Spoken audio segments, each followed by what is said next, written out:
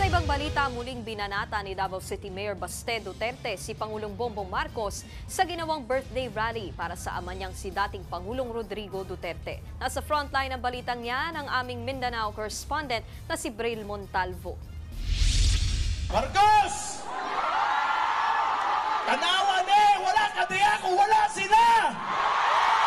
Tila utang na loob daw ni Pangulong Bongbong Marcos sa mga Davaoenyo ang pagkakapanalo niya bilang presidente.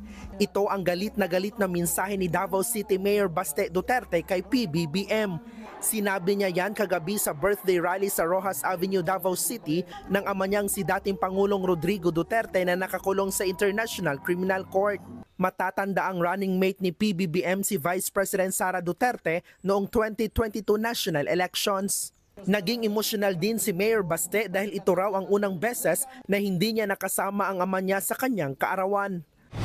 Himingaw yung gusto kong papas, tinuod lang.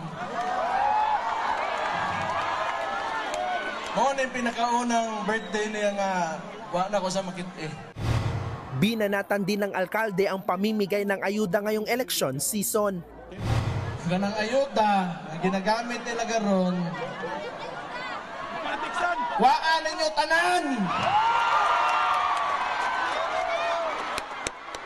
Kung pwede di na mo mananghin kay inyuhan na daan.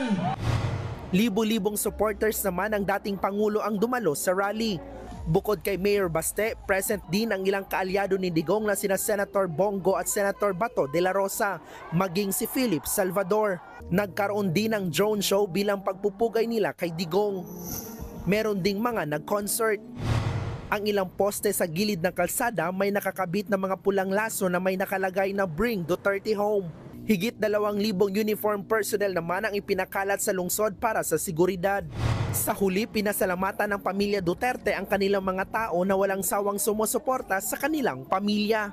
Nagbabalita mula sa frontline, Braille Montalvo, News 5, Mindanao.